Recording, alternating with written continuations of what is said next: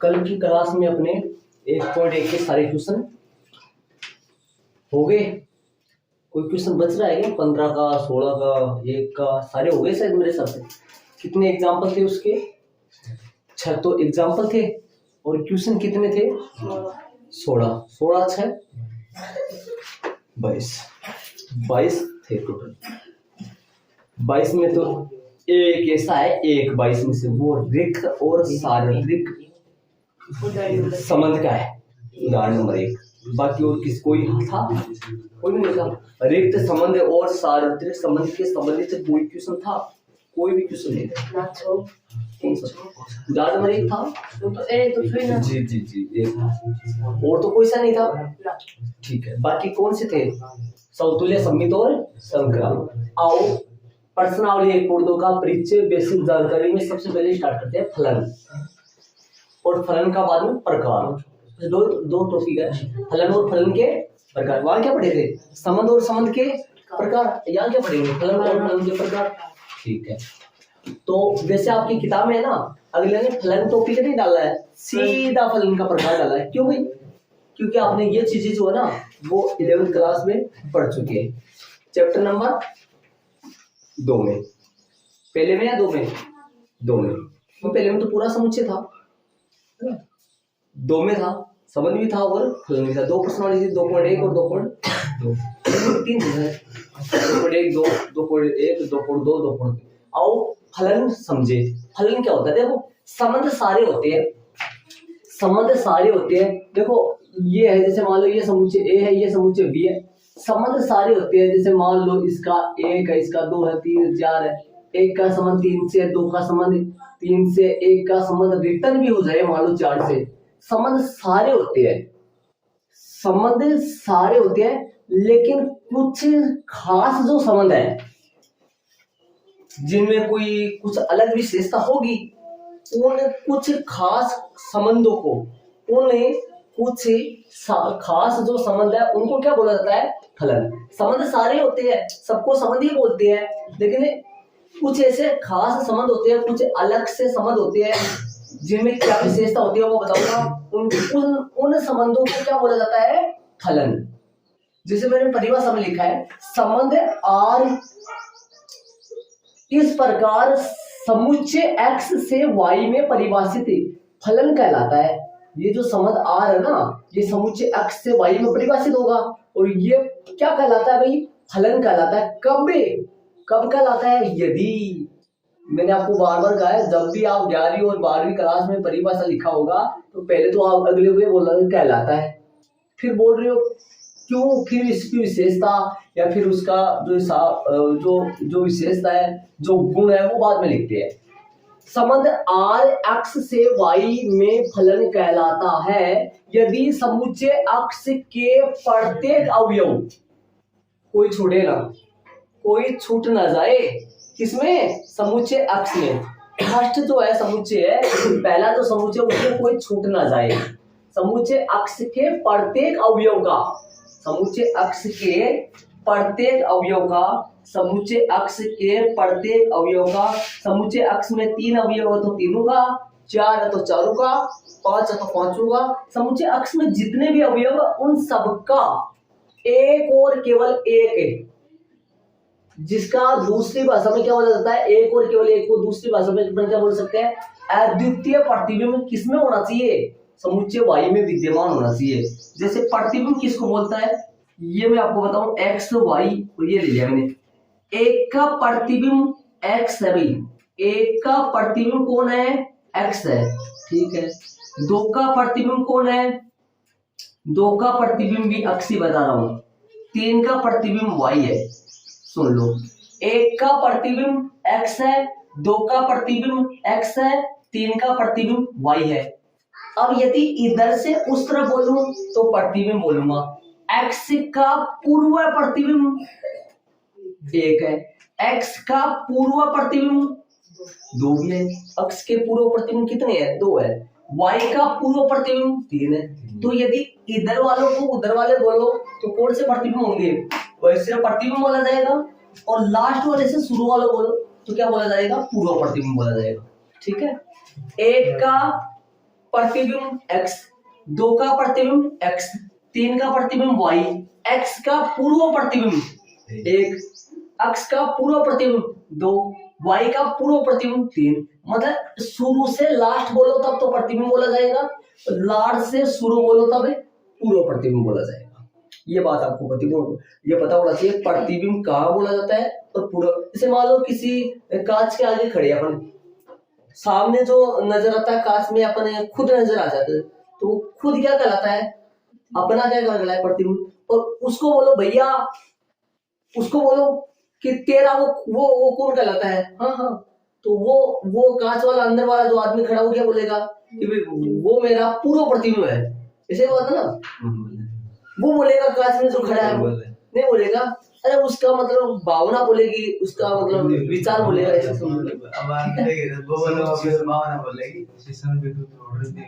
मतलब देखो लाइट आ गई, देखो एक मिनट लाइट आ गई कहेगा ना, उसका मतलब है ना कोई मतलब नहीं है वो है ना, वो लास्ट में ये छोड़ेगा, वो एक पॉइंट तो छोड़ दे सर, एक पॉइंट तो मेरे कहीं बता रहा हूँ, डिटेल में बता रहा हूँ, ये पर्सनालिटी ऐसी है। तो मैंने क्या बोला, समुच्चय x के प्रत्येक अवयव का, इसमें कोई छूटे ना, इसमें कोई छूट रहा है, इसमें छूट सकता भाई, इसमें छोड़ दो। क्या z का समुच्चय b के अवयव, समुच्चय y के अवयव z का समुच्चय x में कोई पूर्व प्रतिबिंब है, नहीं है, इसमें रह सकता है। देखो इसने क्या बोला है, देखो समुच्चय x के प्रत्येक अवयव का, इसका मतलब क्या है, समुच्चय x के प्रत्येक अवयव का अर्थ क्या है, समुच्चय x के प्रत्येक अवयव का अर्थ क्या है, इसका मतलब क्या हुआ कि भाई इसके सारे, इसमें कोई छूट ना जाए, ठीक है। एक और केवल एक, एक और केवल एक का मतलब सिर्फ और सिर्फ एक, अनोखा अद्वितीय प्रतिबिंब किसमें विद्यमान हो, समुच्चय y में।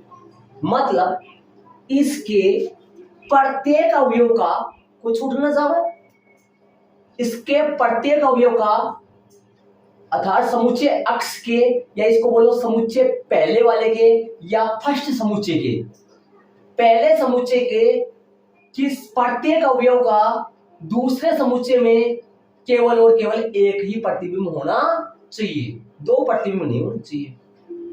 अब आप एक और दो के एक ही प्रतिबिंब, एक और दो के मतलब दो प्रतिबिंब हुआ ना, नहीं, x के समान दो पूर्व प्रतिबिंब हो गए, बल्कि एक का प्रतिबिंब बोलो x है, दो का प्रतिबिंब बोलो x है।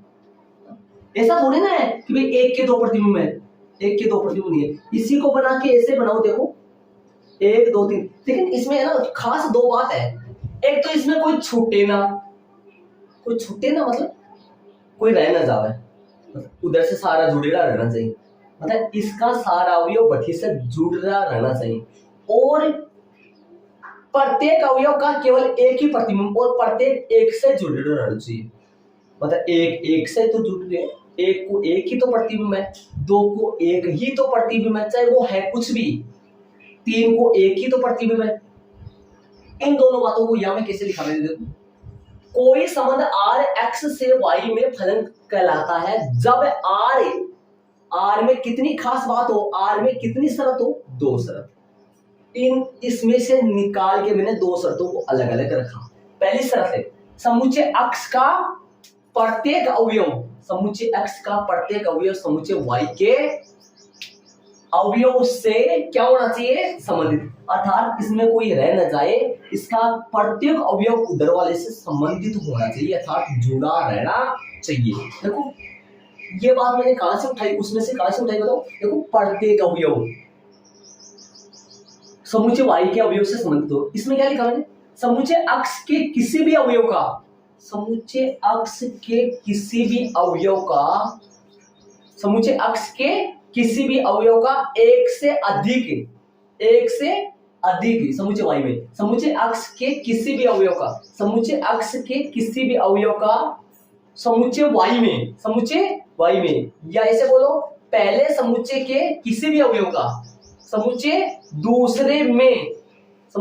दूसरे में एक से अधिक क्या नहीं रहने चाहिए प्रतिबिंब नहीं होना चाहिए। जैसे यहां बोलूं मैं एक्स वाई ले लूं, एक का प्रतिबिंब एक्स है ना, और दो का प्रतिबिंब वाई है, समझ रहे हो? तो इधर जेड ले रहा हूं, दो का प्रतिबिंब जेड है और तीन का प्रतिबिंब जेड है।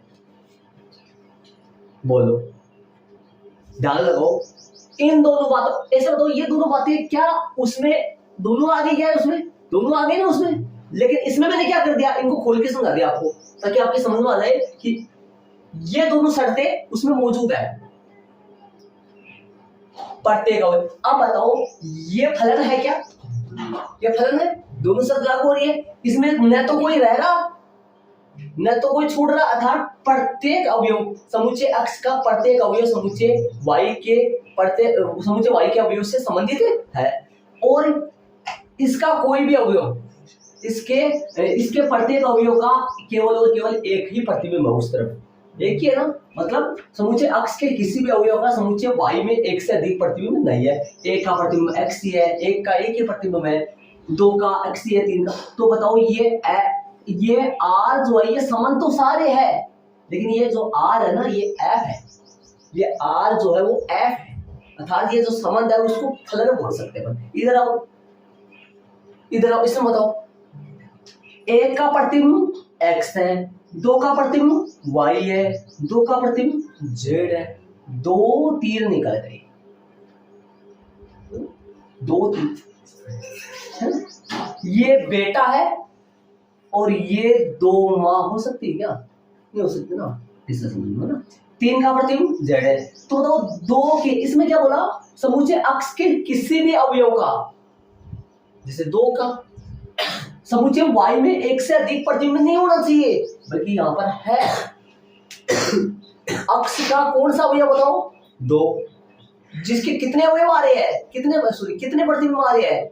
दो आ रहे। कौन कौन? जो नहीं हो सकता, ऐसा नहीं हो सकता। तो ये आर ये आर नॉट इक्वल एफ, मतलब सॉरी ये एफ, इसको एफ नहीं बोल सकते। ये संबंध क्या नहीं हो सकता? जब आर निम्न दो शर्तें पूरी करे ना, तब अपन आर को क्या बोल देते हैं? एफ। ये बताओ आर है क्या? साथ ही ये संबंध है क्या? संबंध तो है, लेकिन ये संबंध, ये शर्त लागू हो रही है, संबंध में ये शर्त लागू हो रही है, तो ये आर जो एफ भी है, एफ बन गए, इसको एफ बोलेंगे, लेकिन तो आर का आर ही रह गया, ये एफ नहीं है। इसका प्रत्येक अवयव उधर के, मतलब समुच्चय x का या पहले समुच्चय का प्रत्येक अवयव दूसरे समुच्चय या फिर समुच्चय y के अवयव से संबंधित तो है, मतलब प्रत्येक तो संबंधित है, लेकिन समुच्चय x का एक अवयव ऐसा है, समुच्चय x का एक दो अवयव ऐसा है जिसके समुच्चय y में डबल प्रतिबिंब है, जो नहीं होना चाहिए था। इसलिए ये क्या नहीं है? R एक F नहीं है, संबंध एक फलन नहीं है। जैसे मान लो यहां लो 1 2 3 4 x, एक का प्रतिबिंब x से, दो का प्रतिबिंब x से, तीन का प्रतिबिंब x से, चार का प्रतिबिंब x से। आ जाओ भाई, क्या ये F है? ये R तो है। इसको ऐसे लिख सकता हूं क्या? R बराबर, देखो ऐसे लिखो, R बराबर 1 कोमा x, ये A है, ये B है, या ये स्मॉल x है, या स्मॉल y है ना। 1x और बोलो 2x और बोलो 3x और बोलो 4x और बोलोगे या रुक जाओगे? समझ गए? इसको क्या लिखोगे? इसको r बराबर क्या लिखोगे? लिख सकते हो ना रोस्टर रूप में, इसको f बराबर लिख सकते हो क्या? f बराबर लिखेंगे, इसको क्या लिखेंगे? f बराबर बोलो 1x है ना, एक का प्रतिबिंब x है, x का पूर्व प्रतिबिंब 1 है, इसे बोलोगे ना। पहले वाले समुच्चय में जो भी अवयव है उनके आगे वाले समुच्चय के सारे अवयव क्या कहलाते हैं? प्रतिबिंब कहलाते हैं। और पीछे वाला जो आखिरी वाला जो समुच्चय है, जो दूसरा समुच्चय है, उसके अवयव के पहले वाले क्या कहलाते हैं? पूर्व प्रतिबिंब। अर्थात ये आपस में क्या लगते हैं? इनके वो प्रतिबिंब लगते हैं और इन अवयव के ये पूर्व प्रतिबिंब लगते हैं आपस में, से मान लो संबंध हो गया, रिलेशन हो गया, ठीक है। एक अक्ष और क्या बोलोगे, और बोलो, दो अक्ष और क्या बोलोगे, 3y और क्या बोलोगे, 3z। समझ गए होंगे, मैंने नहीं लिख रहा हूं यार, ठीक है। ऐसे लिख सकते हैं अपन इनको। आगे बताओ, क्या ये f, क्या ये RF है, क्या ये संबंध फलन कहलाएगा? ये शर्त लागू हो रही है। अतः समुच्चय अक्ष का प्रत्येक अवयव समुच्चय y के अवयव से संबंधित है जी, देख लो कोई भी नहीं छूट रहा है, ठीक है। क्या इसका कोई भी अवयव ऐसा है, क्या इसका कोई भी अवयव, अर्थात किसका, समुच्चय अक्ष का कोई भी अवयव ऐसा है जो समुच्चय y में एक से अधिक प्रतिबिंब रखता हो? ऐसा कोई अवयव है इसमें?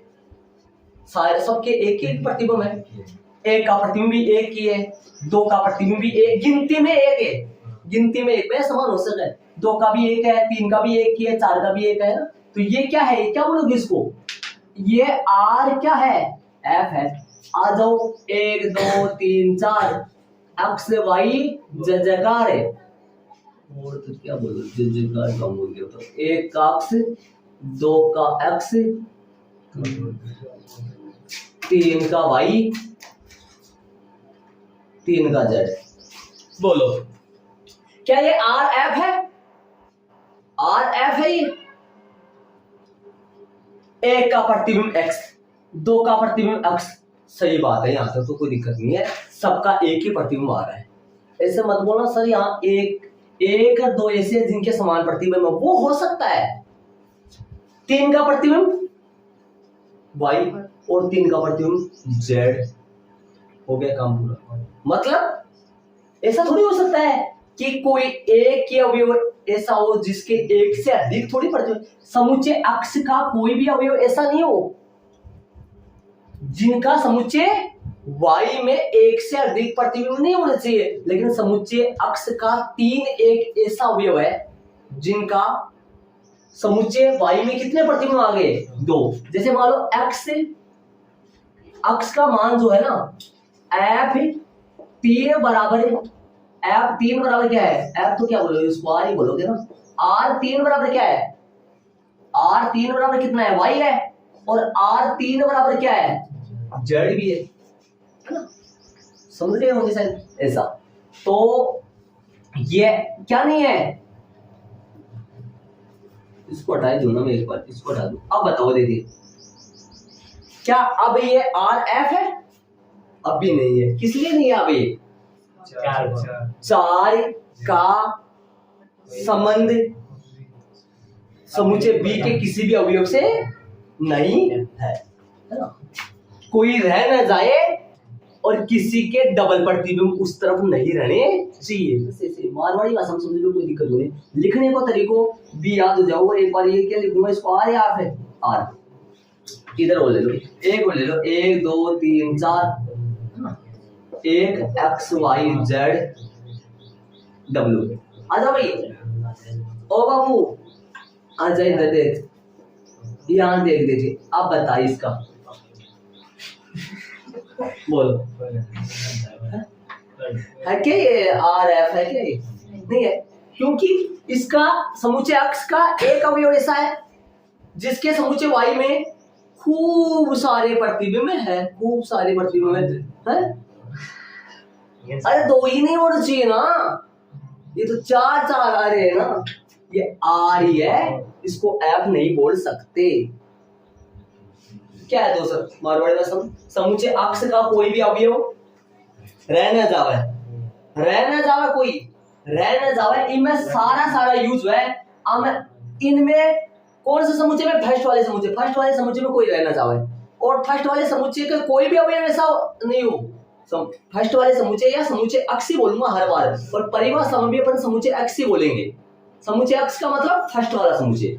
समुच्चय अक्ष का कोई भी अवयव ऐसा नहीं हो जिसका समुच्चय वाई में एक से अधिक प्रतिबिंब हो। ठीक है, सबके एक एक प्रतिबिंब होने चाहिए। तो बोलो ऊपर वाली परिभाषा अच्छी लगी या नीचे वाली परिभाषा अच्छी लगी? दोनों ही अच्छी, ऐसा ना। चलो मैंने आपको ये बताने की कोशिश की। अब मैं आपसे 5-4 क्वेश्चन करूंगा, उसमें समझो प्रेशर शायद आराम से समझ में आ गया होगा। बस आराम से ऐसे देख लिया, देखो कि भाई कोई छूटे ना, कोई रह ना रहा है किसमें, पहले वाले में। और पहले वाले में प्रत्येक अवयव का आगे वाले के एक से अधिक प्रतिबिंब नहीं होना चाहिए। चलिए आगे। तो अगला टॉपिक अपना है फलन एफ के प्रांत, सप्रांत व परिसर। एफ फलन एफ समुच्चय अक्ष से वाई में परिभाषित है। परिभाषित का मतलब है फलन है ये समुच्चय अक्ष है और ये समुच्चय वाई है। इसमें 3 अवयव लिए, इसमें 5 अवयव लिए मैंने, और ये एफ है। अब बताओ यहाँ पर क्या ये एफ तो है, क्या ये आर एफ है? क्या ये संबंध, इस संबंध को अपन फलन बोल सकते हैं? हाँ बोल सकते हैं, क्योंकि इसका प्रत्येक अवयव समुच्चय अक्ष का प्रत्येक अवयव समुच्चय वाई के अवयव, प्रत्येक से नहीं, प्रत्येक मत बोलो, अवयव से संबंधित है। हाँ बोलने का तरीका आपको आना चाहिए, समझ लो। समुच्चय अक्ष का प्रत्येक अवयव समुच्चय वाई के अवयव से संबंधित है, और समुच्चय अक्ष का कोई भी अवयव ऐसा नहीं है जिसका समुच्चय वाई में डबल प्रतिबिंब हो या ट्रिपल प्रतिबिंब हो, ऐसा कोई नहीं है। ओके चलिए यहाँ लिखेंगे प्रांत। प्रांत होता है समुच्चय अक्ष के सभी अवयव का समुच्चय, सभी अवयव जो होता है समुच्चय अक्ष के सभी अवयव होता है वो प्रांत कहलाता है। मतलब समुच्चय अक्ष के जितने भी अवयव है उनसे जो समुच्चय बनता है वो प्रांत कहलाता है। तो अक्ष वाई जेड ये प्रांत कहलाता है। अर्थात इसको लिख सकते हो आगे समुच्चय कौन सा होता है, ये पक्का अक्ष होता है, इसको समुच्चय अक्ष भी बोल सकते हो। समुच्चय अक्ष ही क्या कहलाता है, प्रांत। सप्रांत सप्रांत कहलाता है 1 2 3 4 और 5, और ये क्या कहलाता है समुच्चय वाई। मतलब पहले वाला जो समुच्चय है ना, पहले वाला जो समुच्चय होता है उसको प्रांत बोला, उसके सभी अवयव का से समुच्चय जो बनता है वो प्रांत कहलाता है। और दूसरे वाला जो समुच्चय है, कौन सा वाला, दूसरे वाला समुच्चय है उससे उसके सभी अवयव से जो समुच्चय बनता है वो सप्रांत कहलाता है। वो क्या कहलाता है, सप्रांत कहलाता है। हाँ भाई आगे परिसर में आओ। आज परिसर में कौन कौन आएंगे, देखो देखो बोर्ड पे ध्यान दो। परिसर में कौन से आएंगे, समुच्चय वाई के वो अवयव, समुच्चय वाई के वो अवयव, समुच्चय वाई के वो अवयव जिनका पूर्व प्रतिबिंब समुच्चय अक्ष में विद्यमान हो, या ऐसे समझो जो संबंधित हो, उनसे जो नया समुच्चय बनेगा वो परिसर में आ जाएगा। कौन कौन है, 1 2 3। परिसर में और सह प्रांत में जरूर से ध्यान से देखिए। समुच्चय वाई या सेकंड वाले समुच्चय या दूसरे समुच्चय के वो सभी अवयव परिसर में चले जाते हैं, वो सभी अवयव परिसर में चले जाते हैं जो समुच्चय अक्ष के किसी न किसी अवयव के प्रतिबिंब होने चाहिए। ऐसे समझो जिनके समुच्चय अक्ष में क्या होना चाहिए, पूर्व प्रतिबिंब होना चाहिए। 1 का पूर्व प्रतिबिंब अक्ष है, 2 का, क्या 4 का पूर्व प्रतिबिंब है कोई, अर्थात 4 संबंधित है, 4 अक्ष के किसी भी अवयव से संबंधित नहीं है, 5 अक्ष के किसी भी अवयव से संबंधित नहीं है, तो मतलब 4 5 उनमें नहीं जाएगा। परिसर में वो आते हैं जो संबंधित हो, और सप्रांत में समुच्चय वाई के सारे अवयव आते हैं, और परिसर में वो आते हैं जो जुड़ रखे, वो जो समुच्चय वाई के वो अवयव आते हैं जो जुड़ रहे हो, या जिन समुच्चय अक्ष के जो प्रतिबिंब हो। अब ये थोड़ी ना किसी का प्रतिबिंब है, ये 5 भी नहीं किसी का नहीं, एक अक्ष का प्रतिबिंब है भाई। ऐसे समझो 1 का पूर्व प्रतिबिंब एक्स अक्ष है, 2 का पूर्व प्रतिबिंब वाई है, 3 का पूर्व प्रतिबिंब जेड है। मतलब जो उधर से जुड़ रहे हैं ना वो ही परिसर में जाएंगे, और सह प्रांत में सारे जाएंगे, और प्रांत में फर्स्ट वाले समुच्चय के सारे जाएंगे। तो ये मैंने आपको बता दिया प्रांत क्या होता है, सह प्रांत क्या होता है, परिसर क्या होता है, ये आगे सवालों में या फिर परिभाषा में अपनी यूज है। अब चलेगा फलनों के प्रकार, इसको ऐड कर लो, फलनों के प्रकार चलेगा। हाँ भाई, तो फलनों के प्रकार में मैंने सारे प्रकार लिख दिए। अब इनको बारीकी से समझेंगे, आराम से समझेंगे, शांति से समझेंगे। लोकेश बाबू आया ध्यान दे, बोल सारे देखो मेरी बात सुनना ध्यान से। सबसे पहला है एक की फलन, या एक फलन भी बोलते हैं, एक ही आएगा शायद ज्यादातर। कहीं हो सकता है एक दो क्वेश्चन में एक एक आ जाए। इसको इंग्लिश में बोलते हैं वन वन फंक्शन। इसको इंग्लिश में एक इंजेक्टिव फंक्शन बोला जाता है। इंजेक्टिव आपकी बुक में है नहीं है। हाँ, इंजेक्टिव फंक्शन बोला जाता है। इनको इंजेक्टिव, इनको बिजेक्टिव, और नहीं, इनको सब्जेक्टिव और इनको बिजेक्टिव, इनको ऐसे नाम हो रहे हैं इनके तीन, वो मैंने लिखे नहीं। समझ गए? तो सुनो, वन वन फंक्शन है, इसका उल्टा एक एक का उल्टा बहुएकी, और बहुएकी का उल्टा एक ही ये एक दूसरे, इन दोनों को साथ पढ़ेंगे। इन दोनों की साथ सबसे पहले अपनी परिभाषा लिखेंगे, मतलब अपनी अपनी लैंग्वेज में अपन समझ सके, या ऐसे समझो कि अपनी भाषा में, नॉर्मल भाषा में समझेंगे इसको, इस परिभाषा में। फिर उसके बाद में बुक की परिभाषा, जो ये बुक की परिभाषा लिखेंगे ना अपने, बुक की परिभाषा में ऐसा होगा, अपन एक परिभाषा लिखेंगे ना तो उनमें ये दोनों कवर हो जाएंगे, दोनों कवर हो जाएंगे। ठीक है, तो पहले तो इन दोनों की नॉर्मल परिभाषा से समझेंगे अपन अच्छी तरीके से, भाई होता क्या है, ये दोनों में क्या फर्क होता है, नॉर्मल परिभाषा से समझेंगे, अपनी परिभाषा से समझेंगे। ठीक है, फिर उन जस्ट इन दोनों के जस्ट नीचे, अपनी परिभाषा समझने के जस्ट नीचे बुक की परिभाषा लगा के बुक की परिभाषा लिखेंगे। फिर ये टॉपिक हो जाएगा फर्स्ट वाला पूरा, जिसमें एक एक की और बहुएक की अपना कंप्लीट पूरा हो जाएगा समझने के तौर पर। पहले अपनी परिभाषा लिखेंगे दोनों की, फिर इनके जस्ट नीचे बुक की परिभाषा लिखेंगे, जिनमें बुक की एक परिभाषा ही है जिनमें ये दोनों कवर हो जाते हैं, लेकिन अपनी परिभाषा में इसकी अलग लिखेंगे, इसकी अलग लिखेंगे। ठीक है, ये फर्स्ट कवर हो जाएगा। सेकंड वाले की बात करेंगे, इसकी अपनी परिभाषा लिखेंगे, इसकी अपनी परिभाषा लिखेंगे, वैसे ही फिर इन दोनों की एक परिभाषा लिखेंगे, बुक में एक ही है जिनमें दोनों कवर हो जाएंगे, फिर बुक की परिभाषा पर दोनों की एक साथ लिख देंगे। आच्छादक फलन या आच्छादी फलन, इसका उल्टा है अंतरक्षेपी फलन, या अंतरक्षेपी का उल्टा है आच्छादक फलन। ये आपकी बुक में सिलेबस में नहीं है, ये बुक में सिलेबस में नहीं है, इसका उल्टा बताने के लिए मैंने बोल दिया, बल्कि आपकी किताब में कोई प्रश्न नहीं है। ठीक है, इस आच्छादक का उल्टा कोई भी नहीं है किताब में। ठीक है, पहला और तीसरा, देखो यहां पर लिख देता हूं, पहला प्लस में तीसरा, पहला और तीसरा, पहला और तीसरा के जोड़ से जो फलन बना उसको क्या बोला जाता है? एक एक फलन। ऐसा फलन जो एक एक भी हो और जो आच्छादक भी हो, वो फलन कौन सा कहलाता है? एक एक ही आच्छादक फलन। तो इसको लास्ट में देखेंगे अपन, लास्ट कुछ नहीं देखना, इसमें नॉर्मल है। ठीक है, तो बारीकी से अपन समझेंगे इनको और बारीकी से ही अपन करेंगे, यहां तक इनको ऐड कर लो, है ना। और इनको ऐड करने के बाद में इनकी परिभाषा अपन लेते हैं। क्या क्या करना है बता दिया मैंने आपको। सबसे पहले इनकी नॉर्मल परिभाषा लिखेंगे, फिर नॉर्मल परिभाषा लिखने के बाद में बुक की परिभाषा लिखेंगे, एक ही परिभाषा जिसमें दोनों कवर हो जाएंगे, फिर इन दोनों की नॉर्मल परिभाषा लिखेंगे, फिर इनकी बुक की परिभाषा लिखेंगे, एक ही परिभाषा में दोनों कवर हो जाएंगे, फिर ये वाली। ठीक है, तो चलिए अपन, हाँ भाई, तो मैंने लिख दिए।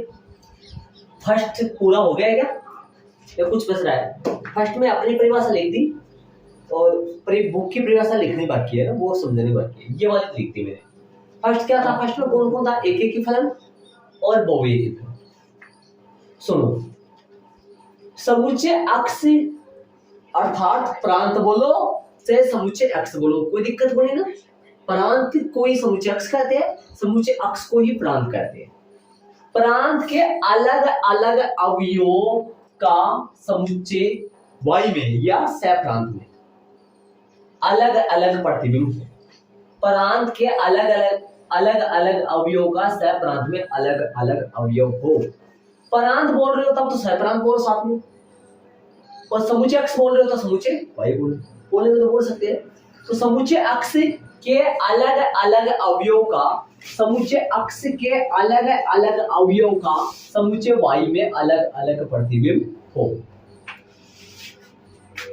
ए का प्रतिबिंब 1, बी का प्रतिबिंब 2, सी का प्रतिबिंब 3। समुच्चय अक्ष का ऐसे कोई भी दो अवयव नहीं हो जिनके प्रतिबिंब समान हो। अरे फलन के अनुसार तो हो सकता है, फलन के अनुसार तो हो ही सकता है, फलन तो बनता है वो, लेकिन वो एक एक फलन नहीं होगा। फिर एक एक का मतलब एक का एक पाए, एक का एक पाए, इधर आओ बहु एक ही मेरी मन।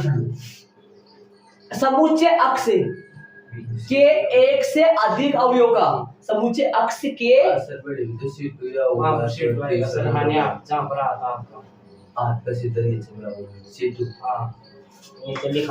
क्या क्या है यहाँ इन बंदों ने मैंने लगा दिया सी, क्या आएगा यहाँ सी टू आएगा, राइट बात। चले तो क्या लिखा मैंने, समुच्चय अक्ष के एक से अधिक अवयव का, समुच्चय अक्ष के एक से अधिक अवयव, देखो ये रहा समुच्चय अक्ष के एक से अधिक अवयव का प्रतिबिंब सह प्रांत में कैसे होना चाहिए, समान। दो अवयव ऐसे हैं जिनके समान प्रतिबिंब है, प्रांत के एक से अधिक अवयव का सह प्रांत में समान प्रतिबिंब हो। भाई तीन का भी हो सकता, तीन अवयव का भी समान प्रतिबिंब हो सकता था। ऐसे तो पता है ना, फलन तो है ना। हाँ ये तो प्रांत के एक से अधिक अवयव का सह प्रांत में समान ही प्रतिबिंब हो, प्रांत के एक से अधिक अवयव का प्रतिबिंब सह प्रांत में समान हो, या प्रांत सह प्रांत ना बोला, समुच्चय अक्ष समुच्चय वाई बोला, तो कैसे पढ़ोगे इसको, समुच्चय अक्ष के एक से अधिक अवयव का प्रतिबिंब समुच्चय वाई में समान ही हो। समुच्चय अक्ष की जगह प्रांत बोल दो, समुच्चय वाई की जगह सह प्रांत बोल दो। बहुत का एक पाय, बहुत का एक पाय, मेनी वन वन है ना। इसमें इधर आओ, इन दोनों को देखो, एक का प्रतिबिंब एक, बी का प्रतिबिंब दो, सी का प्रतिबिंब तीन। यहाँ पर देखो ए का प्रतिबिंब एक, बी का प्रतिबिंब दो और सी का प्रतिबिंब दो। तो यहाँ ध्यान देना, इस बात पे ध्यान देना, यहाँ पर देखो ये दो आ रहा है और ये भी दो आ रहा है, और यहाँ ऐसा मैच नहीं हो रहा, कोई भी मैच हो रहा है कोई भी, सब अलग अलग है, सब अलग अलग। बल्कि यहाँ पर देखो ये दोनों मिल रहे हैं, मतलब इन दोनों को प्रतिबिंब बोलते हो या पूर्व प्रतिबिंब बोलते हो, इन दोनों को प्रतिबिंब बोलते हो। तो इसका मतलब हुआ दो प्रतिबिंब, दो अवयव का, दो प्रतिबिंब प्रांत के दो अवयव का सेम है। कौन से है प्रांत के दो अवयव, वो बी और सी, बी और सी के प्रतिबिंब समान दो है और दो के पूर्व प्रतिबिंब भिन्न भिन्न आ रहे हैं, बी और सी। ठीक है, तो यहां पर लिख सकता हूं मैं, लिखना चाहूं तो यहां लिख सकता हूं, ये वन हो गया और ये भी वन हो गया। इसको क्या बोल सकते हैं, ये मेनी हो गया और ये हो गया वन, तो इसको बोला जाता है छोटा वन। इसको क्या बोलते हैं, वन वन है, इसको क्या बोलते हैं, मेनी वन। वन वन का मतलब एक का एक पाए, एक का एक पाए अलग अलग। इसमें मेनी वन का मतलब बहुत का एक पाए, दो का एक पाए होता है। तो यहाँ सुनो, प्रांत के अलग अलग अवयव का सह प्रांत में अलग अलग प्रतिबिंब हो, रटना नहीं है, प्रांत के अलग अलग अवयव का सह प्रांत में अलग अलग प्रतिबिंब हो। प्रांत सह प्रांत बोला करो, इसमें बोलो प्रांत के एक से अधिक अवयव, ऐसे दो भी हो सकते हैं। जैसे मैं और बनाऊं, एक एग्जांपल और लेके समझाऊंगा, याद देना, ए बी सी डी और 1 2 3 यहाँ पर, ठीक है। अब यहां प्रांत के एक से अधिक अवयव का, दो अवयव भी हो सकते थे, देखो ये दो है, ये कितने हैं, तीन है। प्रांत के एक से अधिक अवयव का सह प्रांत में समान प्रतिबिंब और प्रांत के अलग अलग अवयव का सह प्रांत में अलग अलग प्रतिबिंब। शायद समझ आ गया होगा। ऐसा भी हो सकता है क्या, ए 1 2 3 4 एक का संबंधित, इसमें लगा ना, ए बी सी इधर आ जाएगा एक, है ना, एक का संबंध एक, पर इसे बी का भी एक से, सी का भी सही है क्या, बहु एक ही है, मेनी वन फंक्शन है, ठीक है। एक का एक पर मतलब अलग अलग अवयव का अलग अलग प्रतिबिंब और कोई भी दो अवयव या कोई भी तीन अवयव का समान प्रतिबिंब। ठीक है, ध्यान रखिए, देख लो इनको ध्यान से। अब बुक की परिभाषा लिखेंगे, एक की परिभाषा है जिनमें दोनों कवर हो जाएंगे और सवालों में वो कामें लेनी है, ये कामें नहीं लेनी। इनको थोड़ा सा देख लो क्या पढ़े अपन, एक एक की और आच्छादक की अपनी परिभाषा पढ़ी, बुक की परिभाषा किसकी, एक एक की वो एक की आच्छादक नहीं है तो एक एक की और अरे ओ भाई साहब 2 मिनट शांति रहा यार, अनको ना मुंह लगा के ध्यान लगा के समझो ना जरा, चीज समझो हाँ सही बताओ, हाँ सही बात है। जो भी एक एक की बहुवी एक की जो नॉर्मल परिभाषा है उसमें जाओ आप, अभी जो करवाई थी मैंने जो क्या थी वो एक की क्या था, प्रांत के अलग अलग अवयव का सह प्रांत में अलग अलग प्रतिबिंब होते हैं, होना चाहिए, ये तो बात थी। किसकी परिभाषा है ये, ठीक है। बहुएकी की क्या है, प्रांत के किन्हीं भी दो या दो से अधिक, प्रांत के दो एक से अधिक दो, हाँ प्रांत के एक से अधिक अवयव का सह प्रांत में समान प्रतिबिंब होना चाहिए, है ना। मतलब देखो जो एक एक वाला सिस्टम है, सुनो ध्यान से देखो, एक एक वाला सिस्टम जो है ना,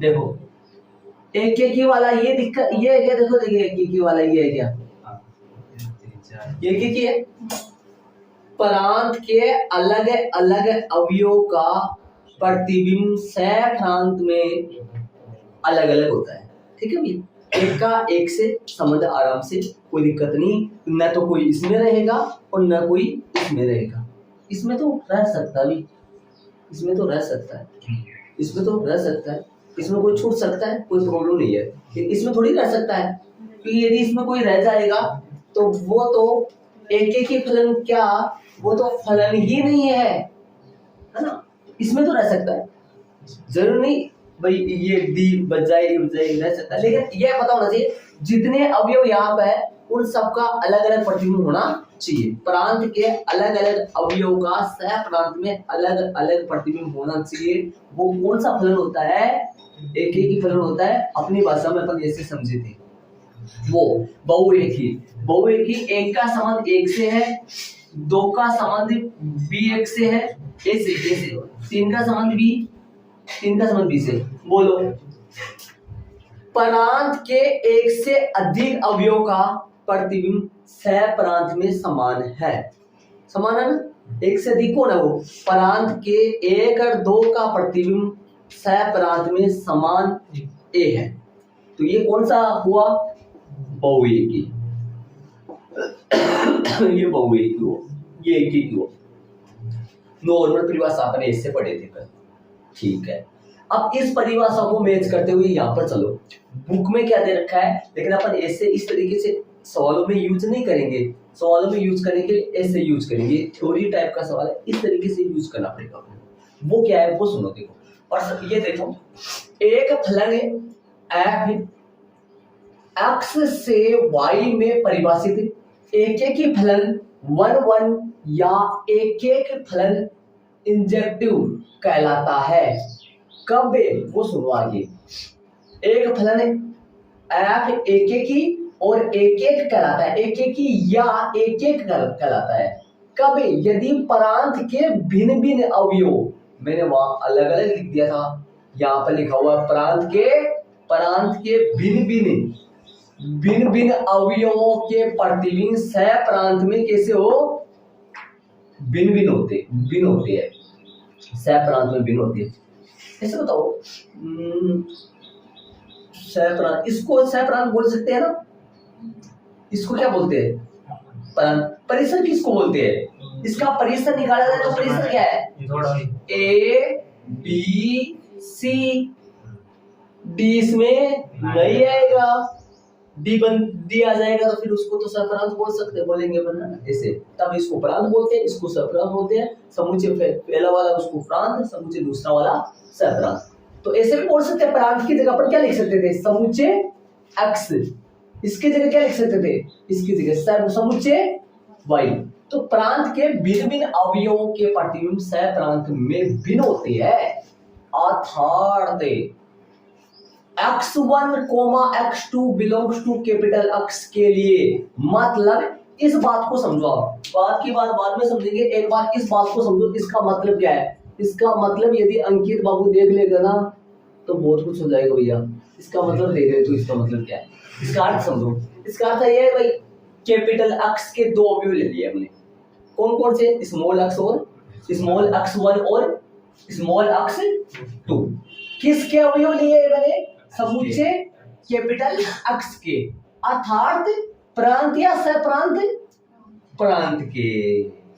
तो इस बात को मैं इसमें बोल दूं ना, x1 और x2 ले लिया ना, x1 ले लिया और कौन सा ले लिया बताओ?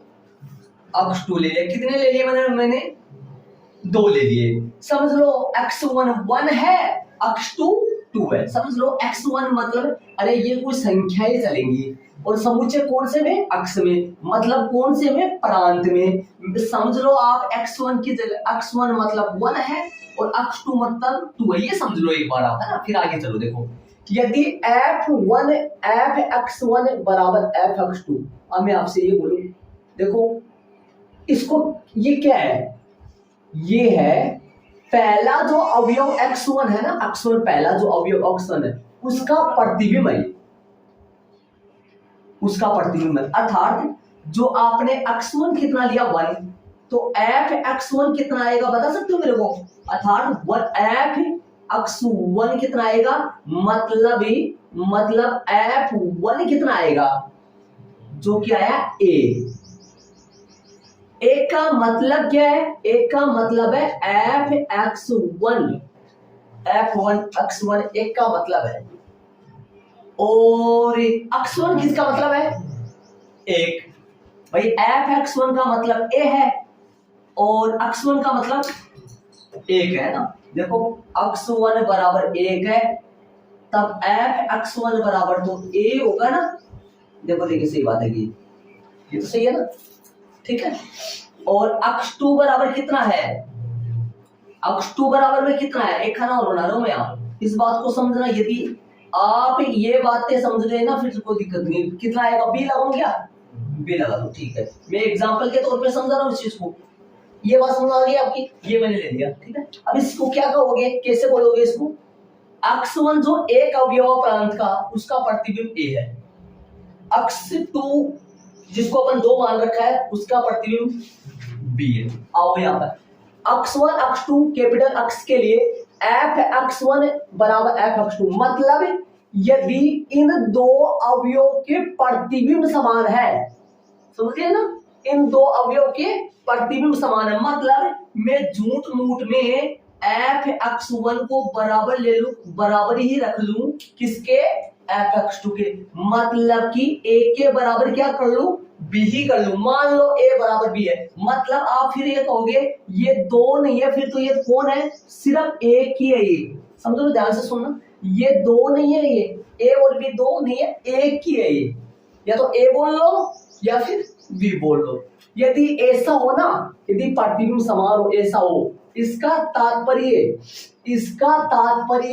कि, इसका अर्थ ये है, यदि प्रतिबिंब समान है ना, प्रतिबिंब समान है, तो इसका अर्थ ये है कि वो दोनों अवयव भी समान होंगे।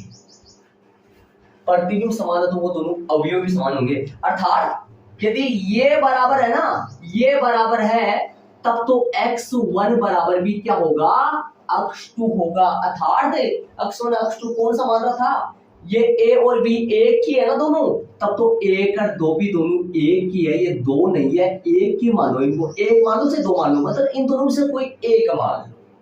तो अब ये बताओ, मोटा मोटा सारांश ये निकला, इन दोनों में से कोई एक है, इन दोनों में से भी कोई एक है ना। तो इसका कुछ मान लो, एक मान लो से 2 मान लो, तो मैं यहाँ पर 1 और 2 में से कोई एक ले रहा हूँ। एक का मतलब एक ले लो या फिर 2 ले लो, जैसे मैं 2 ले रहा हूँ, 2 का प्रतिबिंब क्या मान लूं मैं? मतलब ऐसे लिख दूं मैं इस चीज को कि 1 या 2 बराबर, 1 या 2 का जो प्रतिबिंब है, का प्रतिबिंब क्या है बताओ? 1 या 2 का प्रतिबिंब क्या आया? f a या क्या बोलोगे? f एफ ए नहीं, सॉरी एफ एक या एफ दो, ऐसे बोलो। तो कहने का मतलब मेरा ये है, यदि किन्हीं प्रांत के किन्हीं भी दो अवयवों के प्रतिबिंब समान हो, प्रतिबिंब समान होने पर, प्रांत के किन्हीं भी दो अवयवों के प्रतिबिंब समान होने पर, यदि वो अवयव भी समान हो, प्रांत के किन्हीं भी दो अवयवों के, प्रांत के किन्हीं भी दो अवयवों के प्रतिबिंब समान हो, प्रतिबिंब समान होने पर, मतलब प्रतिबिंब समान होने पर यदि वो अवयव भी समान हो, तब उस फलन को अपन क्या कहेंगे, एक एक ही फलन कहेंगे। इधर आओ, अब इसको समझो आप क्या, तब ये वाला मैंने वापस बोलूं, प्रांत के किन्हीं भी दो अवयवों के प्रतिबिंब समान हो, प्रतिबिंब समान होने पर वो अवयव भी यदि समान आ रहे हैं प्रांत में, तब उसको क्या बोलते हैं अपन, एक एक ही फलन कहते हैं। इधर आओ, प्रांत के, इसने क्या बोला, अन्यथा एफ बहुएकी, मतलब यदि ये दोनों बराबर है, प्रांत के किन्हीं भी दो अवयवों के प्रतिबिंब समान होने पर यदि ये खुद अवयव भी बराबर है, तब तो एक एक ही, अन्यथा बहुएकी। अन्यथा का मतलब प्रांत के दो अवयवों के प्रतिबिंब समान होने पर यदि ये बराबर नहीं होते ना, तब उसको क्या बोल देते हैं अपन, बहुएकी। जैसे ये लिख दिया मैंने, यदि दो प्रांत के किन्हीं भी दो अवयवों के प्रतिबिंब समान हो लेकिन वो अवयव समान नहीं हो, तब उसको क्या बोलेंगे, बहुएकी। आ जाओ इधर देखो, प्रांत के, ऐसे बताओ, एफ एक बराबर में, सुनो परिभाषा क्या थी अपना, परिभाषा क्या थी, एफ x1 बराबर एफ x2। एफ x1 कितना मान लूं मैं, एफ x1 मतलब x1 को एक मान लो ना, बराबर एफ x2, बोलो कितना है, ये दोनों बराबर आ रहे हैं क्या, बताओ कितना आ रहा है, ए आ रहा है ना, मतलब एक और, ये क्या लिख दिया, एक और दो का प्रतिबिंब समान है, एक और दो का प्रतिबिंब समान है, लेकिन लेकिन लेकिन ये दोनों अवयव तो समान है नहीं है, लेकिन एक नॉट इक्वल दो। बताओ, ऐसे बताओ, दिमाग लगा के ना, इस चीज को आप ना, इसको ना इससे तुलना करो, मैच करो, मतलब इसको इससे तुलना करो, आपको तुरंत समझ आएगी लाइन, तो करो तुरंत, एफ x1 बराबर एफ x2 है, मतलब प्रांत के किन्हीं भी दो अवयवों के प्रतिबिंब समान है। अब इस आप कहोगे सर इसमें आपने ए नहीं लगाया आगे, मेरे को पता ही नहीं है ना ए आएगा, ये तो एग्जांपल में था ए, इसलिए प्रांत के किन्हीं भी दो अवयवों के प्रतिबिंब समान है, तो वो अवयव भी कैसे होते हैं, समान होते हैं, वो अवयव समान नहीं होते, अवयव समान होते तो इधर आ जाएगा। तो प्रांत के किन्हीं भी दो अवयव के प्रतिबिंब समान होने पर यदि वो अवयव समान नहीं है, तो उस फलन को क्या बोला जाता है, बहुएकी बोला जाता है। ऐसे बताओ, देखो यदि वाली लाइन सेम है दोनों में, लेकिन तो वाली लाइन दोनों में सेम नहीं है, यदि वाली लाइन दोनों में सेम है दोनों बॉक्सों में, लेकिन तो वाली लाइन इसमें बराबर आ रहा है, इसमें बराबर नहीं आ रहा है।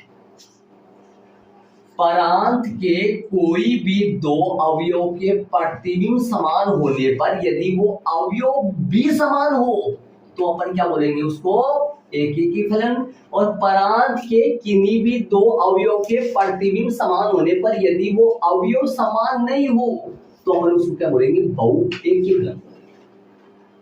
बाकी तो मैं क्या बताऊं, आप उधर देखो, ऐसे बताओ, ये इसमें मैच हो रहा है क्या, देखो देखिए इसमें मैच हो रहा है क्या, ऐसा, ठीक है। अब आप इसके दिमाग में थोड़ा सा ये आ रहा है, सर ये तो कितने हैं, ये तो एक ही है। जैसे मान लो आप यहाँ पर एक रखो, तो यहाँ पर भी एक ही रखा जाएगा, फिर यहाँ पर भी एक बराबर एक, यहाँ पर दो रखो, एफ दो बराबर में कितना आएगा, आप दो के बराबर में, आप दो के बराबर लगाएंगे तो कितना आएगा, आप दो के बराबर बी आएगा, एफ दो बराबर बी, और फिर दो बराबर दो, तीन लगाओ, यहाँ तीन लगाओ, तीन लगा के देखो, F3 बराबर कौन है, F3 का मतलब क्या हुआ, तीन का प्रतिबिंब कौन हुआ, F लग रहा है तो प्रतिबिंब हो गया, क्या लगेगा C, यहाँ पर क्या लिखोगे, तीन बराबर तीन, तीन बराबर C नहीं, 3 बराबर 3, एफ 3 बराबर सी, मतलब 3 का प्रतिबिंब सी है, और वो दोनों, वो 3 है 3 आपस में भी तो बराबर है ना। तो मारवाड़ी भाषा में आराम से बोला, यदि मतलब प्रत्येक बोलोगे इस चीज को, प्रत्येक x1 x2 बिलोंग्स टू, यदि किसमें से ले लो, प्रांत में से, प्रांत बोल दो चाहे कैपिटल एक्स बोल दो के लिए, यदि fx1 बराबर fx2 है, fx1 बराबर fx2, इसको हिंदी में क्या बोलोगे, x1 और x2 का प्रतिबिंब समान है, समान होने पर यदि वो दोनों अवयव समान है तो उसको क्या बोला जाता है, एकेकी। और यदि प्रतिबिंब समान होने पर वो अवयव समान नहीं है, मतलब नॉट इक्वल आए अवयव में, तो उसको बोलोगे बहुविक। बस ये परिभाषा जरूर से याद होनी चाहिए, मतलब ये लिखेंगे अपन सवालों में, यूज करेंगे इस चीज को, ठीक है। तो इसको बोला जाता है बुक की परिभाषा। ये बुक में परिभाषा दे रखी है, ये थ्योरी टाइप में दे रखा है आपके ऐसे, ठीक है। ऐसे बताओ, मैं ऐसे लगा सकता हूँ जैसे मान लो कि यहाँ 4 ले लूं और यहाँ B ले लूं, ठीक है। ऐसे बताओ, यहाँ पर मैं 3 लगाऊं, यहाँ पे मैं 3 लगाऊं, है ना, मतलब 3 का प्रतिबिंब, यहाँ पे मैं 4 लगाऊं, मतलब 4 का प्रतिबिंब, बराबर में कितना लगाऊंगा, 3 का प्रतिबिंब और 4 का प्रतिबिंब कौन है, B है, B लगाऊं। फिर नीचे नोट इक्वल में क्या करूंगा, 3 नोट इक्वल 4, मतलब 3 4 के बराबर है। 3, इसका मतलब क्या हुआ, हिंदी बोले 3 और 4 के प्रतिबिंब तो समान है, लेकिन खुद 3 और 4 आपस में कैसा नहीं है, बराबर नहीं है। तो यहाँ 3 और 4 के प्रतिबिंब भी समान होंगे और खुद 3 और 4 भी बराबर होंगे, मतलब ऐसी कंडीशन होगी जैसे मैं अलग बनाना चाहूं तो देखो 3 और 4 भी खुद प्रतिबिंब में समान होंगे और उनके 3 का प्रतिबिंब B और 4 का प्रतिबिंब BB, तो 3 और 4 के प्रतिबिंब में समान होंगे और 3 और 4, फिर 3 और 4 बराबर होंगे तो 4 क्यों लिखेंगे, फिर तो अपन 3 ही लिखेंगे ना। इसका मतलब क्या हो गया, 3 का प्रतिबिंब B है, 3 का प्रतिबिंब B है, तो इस चीज को तो अपन एक बार ही लिखेंगे, अपन 2 बार क्यों लिखेंगे, अपन इसे एक ही बार लिखेंगे, ठीक है। एक बार थोड़ा सा इसको बोल लो ताकि आपके याद हो जाए।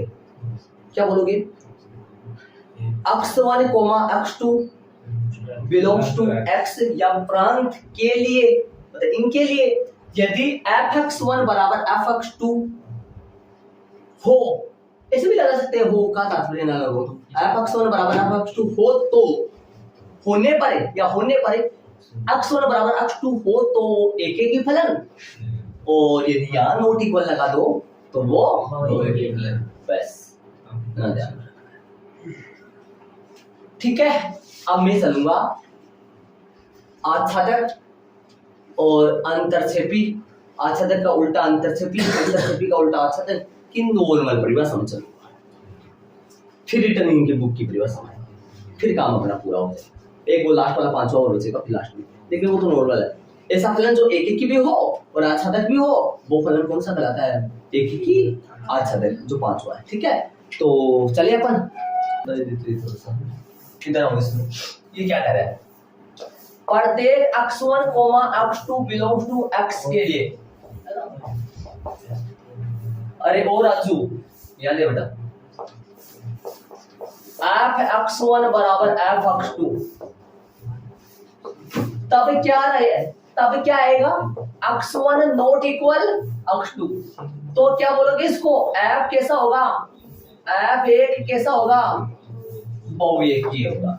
ये बात देख लो, ये है बहुविक, देख लो इसको समझ लो बस, ये देख लो, देखो देखो सही बात है। और एग्जांपल में थ्रू मान भी पढ़ो, साथ साथ में मान पढ़ो, आओ मैं थोड़ा बहुत बता दिया इसलिए एग्जांपल दिया मैंने।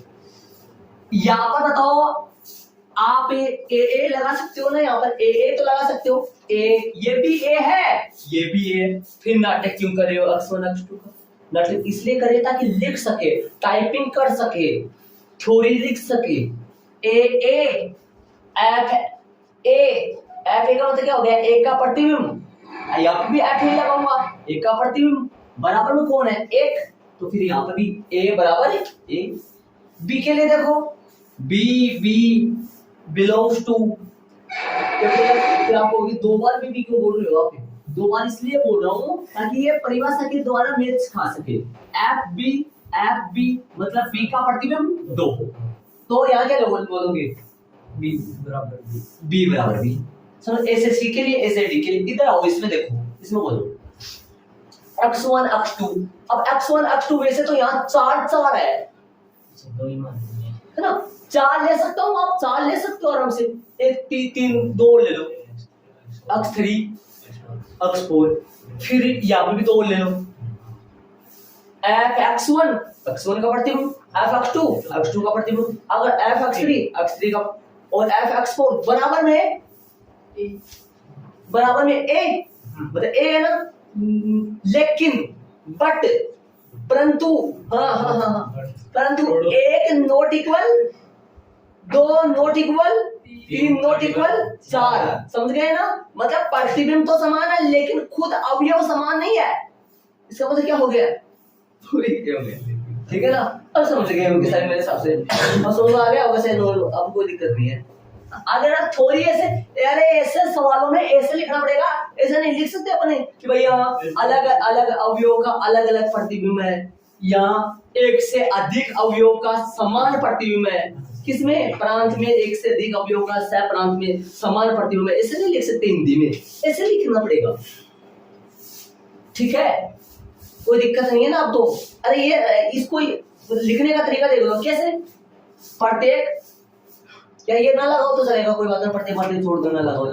x1 x2 के लिए यदि पहला प्रतिबिंब लोगे, यदि प्रतिबिंब समान ही और अवयव भी समान है तब तो एक ही, हाँ प्रतिबिंब समान है और अवयव समान है तो फिर क्या है, तो एक ही, क्या दिक्कत है।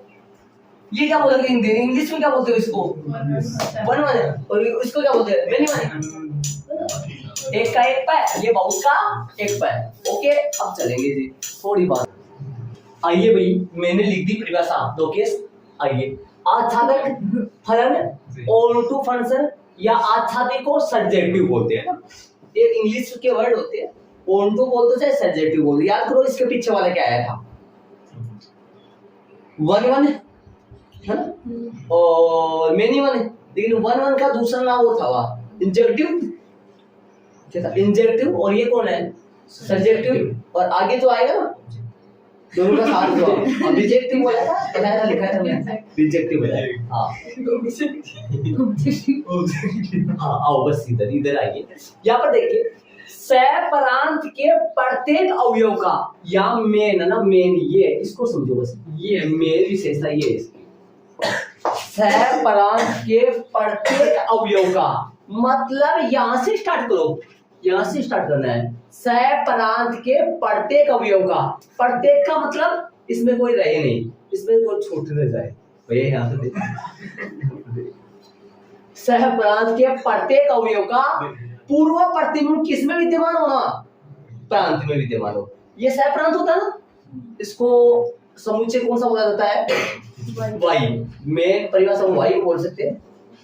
सह-परांत के प्रत्येक अवयव का प्रतिबिंब प्रांत में विद्यमान होना चाहिए। ऐसी कंडीशन में यदि इसका प्रांत लिखे तो प्रांत में आएगा ए बी सी डी, और सह-प्रांत में कौन कौन आएगा, 1 2 3, और परिसर में भी 1 2 3 ही आएगा, ठीक है। तब इसके सह-प्रांत और परिसर कैसा होता है, यदि ऐसा फलन जिसका सह-प्रांत और परिसर बराबर हो तो उसे हम कौन सा कहते हैं, आच्छादक। ऐसे परिभाषा बन सकती है, ऐसा फलन जिसका परिसर और सह-प्रांत आपस में बराबर होते हैं वो पक्का आच्छादी या आच्छादक फलन कहलाता है। या सह-प्रांत के रटो मत देखो, सह-प्रांत के प्रत्येक अवयव का पूर्व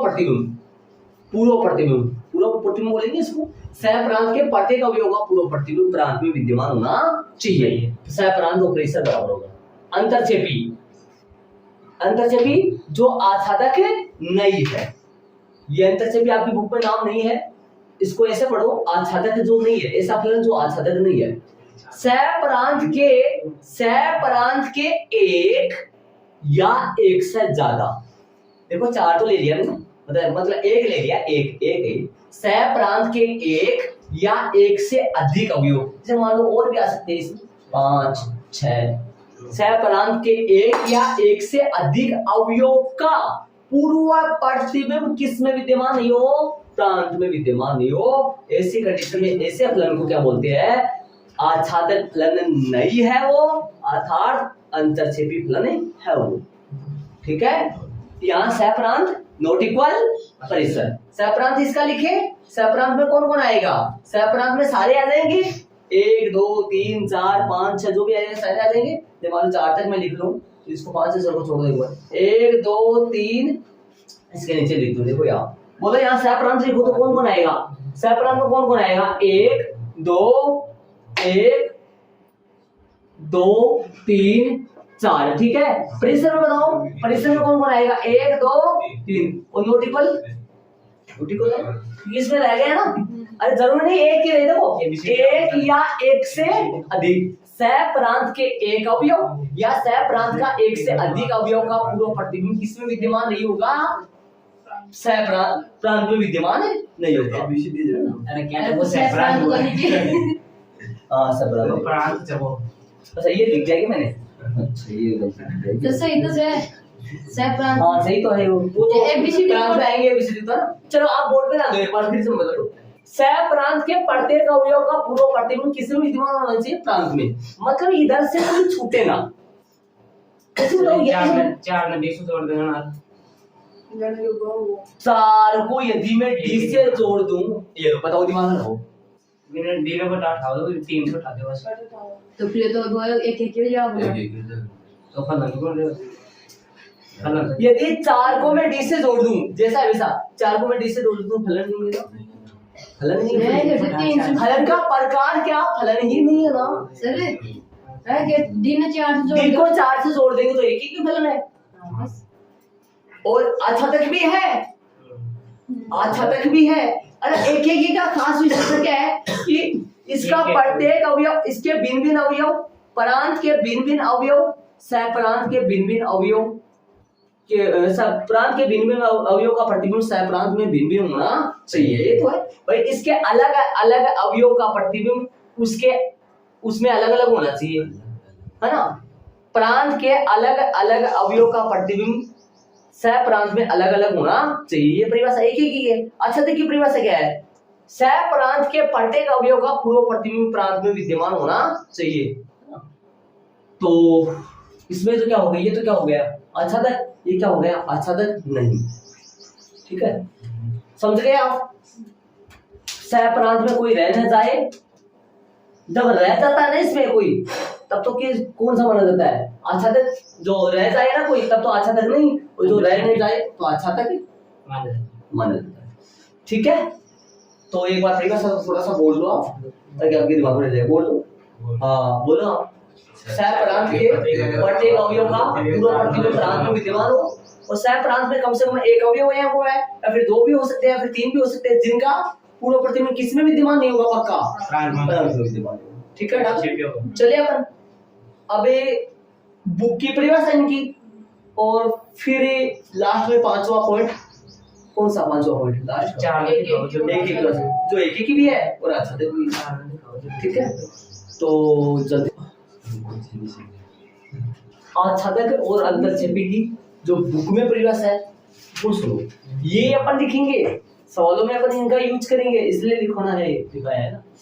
एक फलन f समुच्चय x से y में परिभाषित आच्छादक ओंटू या आच्छादी, ये देखो वैसे तो ये आच्छादी का है, ये आच्छादक के लिए है और ये आच्छादी के लिए है। आच्छादक कहलाता है यदि सह प्रांत अंतरछेपी का या नहीं लिखा है, बहुत बड़ा हो जाएगा। अंतरछेपी का वो नीचे अन्यथा डाला है ना, इसलिए नॉर्मल ऐसा लिखा है, ये नहीं होगा तो फिर अच्छा अंतरछेपी हो जाएगा।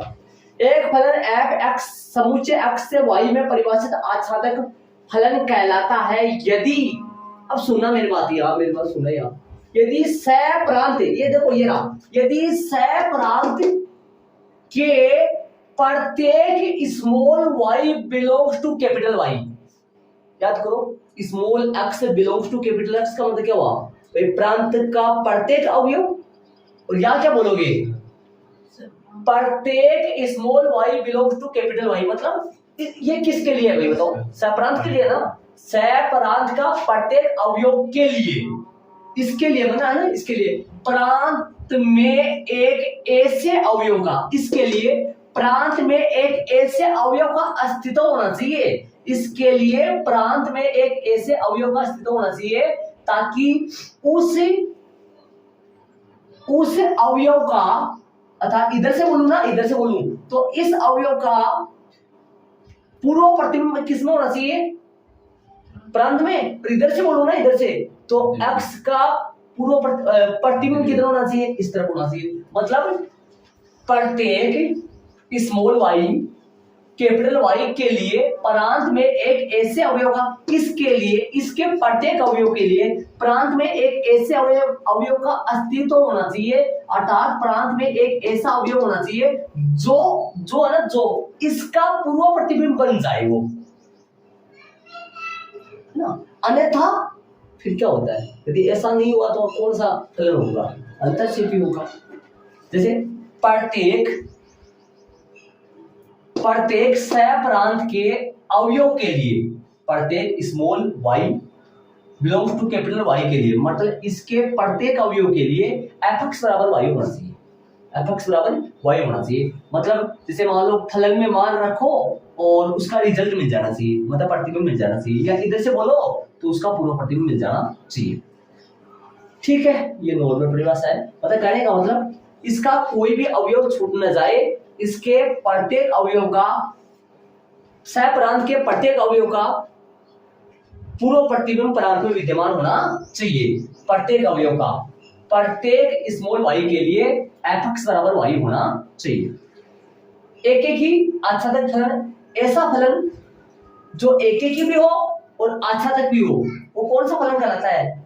एक एक ही आच्छादक फलन कहलाता है, जो एक एक ही भी हो। एक एक का मतलब प्रांत के भिन्न भिन्न अवयव का प्रतिबिंब सहप्रांत में भिन्न भिन्न होना चाहिए, होना है कि परिभाषा।